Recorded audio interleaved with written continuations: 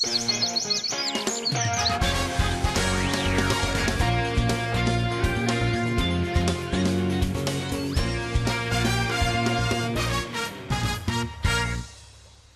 nou zoek je zat terugvaren kunnen hoe die Alpstedenroute. Maar dat doe ik net. Ik stap hier van boord in Vrouw Born, of zat ze hier op het beeld, zei ze, Vrouw Buurt. Welkom bij Simmery Friesland. Wat ben we mooi voor het net.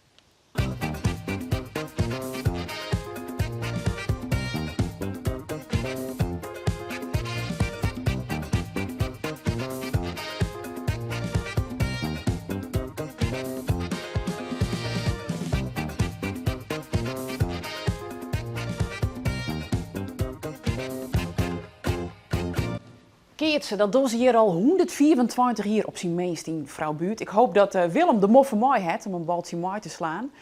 Hoe is het om te wenjen in het beddenhuis van Waling Dijkstra? Waar, zei ze jou? Ik jou in hint. Wat pistoleervluk is in de simmermoen. Ook in de zintje. Naar mijn idee is dit nog de originele verkoopskast van de broden.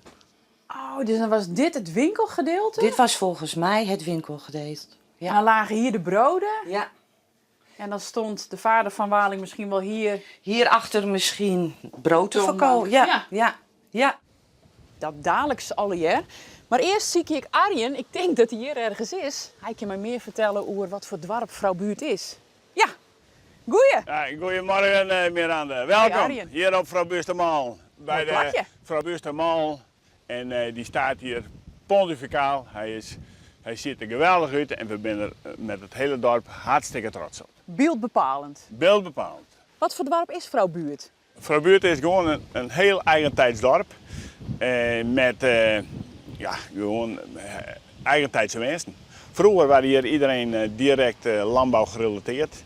En dat men werkte bij de boer. Nou, daar is de mechanisatie komen en de industrialisatie en alles gaat nou, het melken is met robot en alles met grote machines.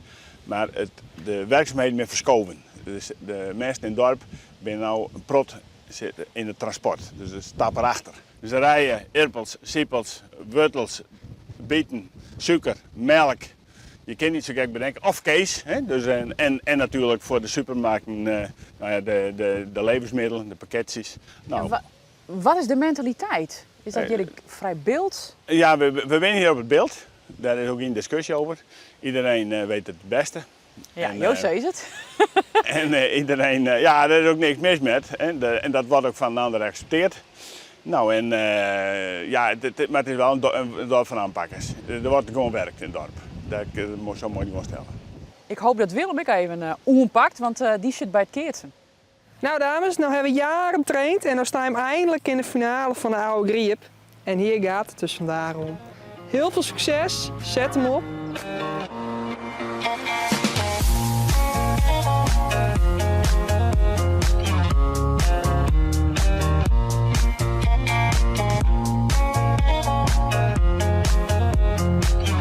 De oude griep die is ooit door een kastelein in Betegem aan de kaart geschonken.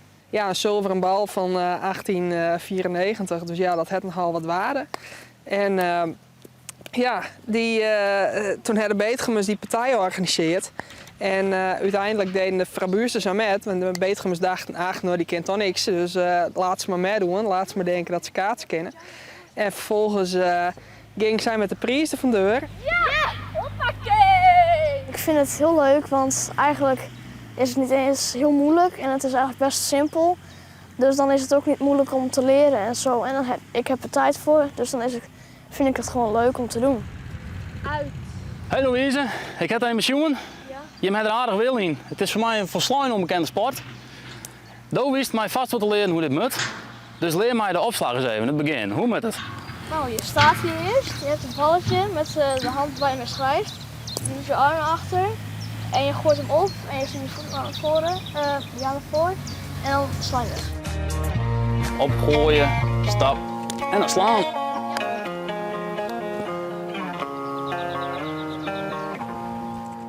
Multifunctioneel, dat ben je Rick, hè? Ja, we hebben hier het multifunctioneel centrum. En dat bindt de gezamenlijke verenigingen bij elkaar. Het kaatsen, het voetbal, de ijsclub. Alle clubs die hier binnen met elkaar bij elkaar stapt om dit voor elkaar te maken.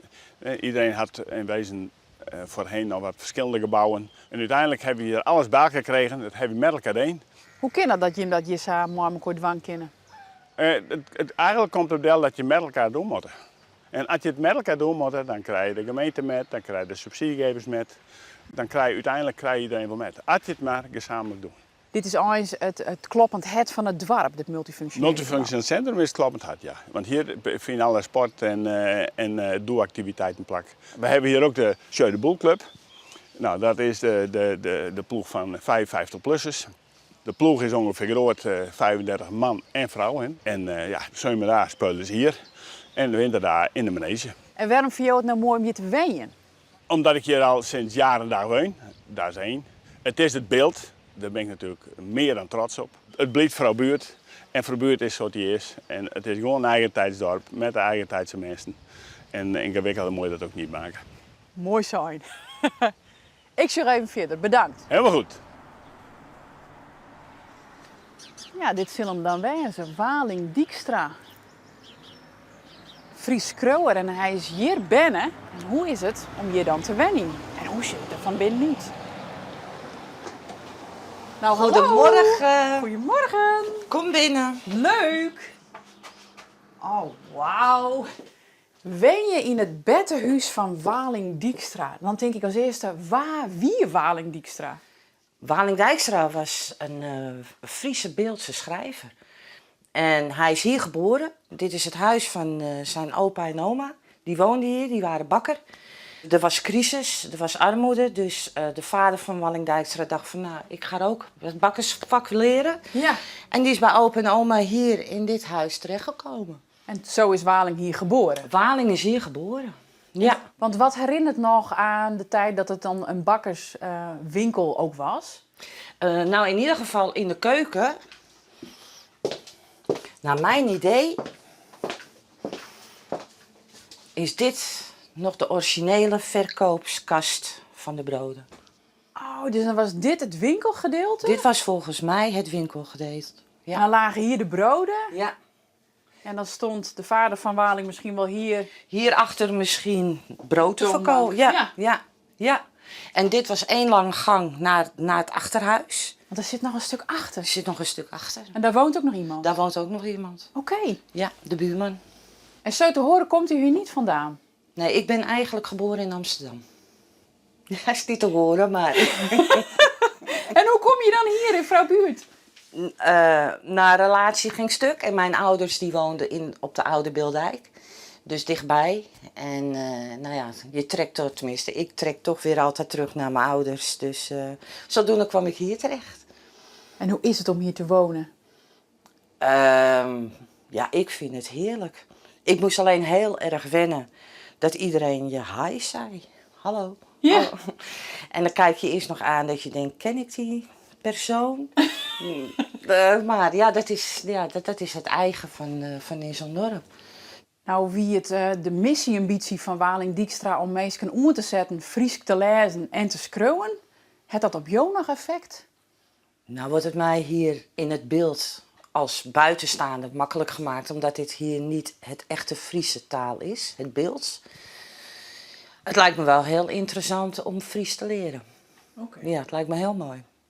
Nou, sure, dat is dan weer een voordeel als je in het beddenhuis van Waling Dijkstra bent. Dan zit je dicht op het vuur.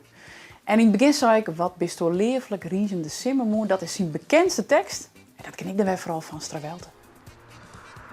Vanuit Vrouwbuurt wie dit Simmer in Friesland, moen, bibber de Verzelswer en dan vanuit Nijenwier Wetses. Een stukje hegerop dus.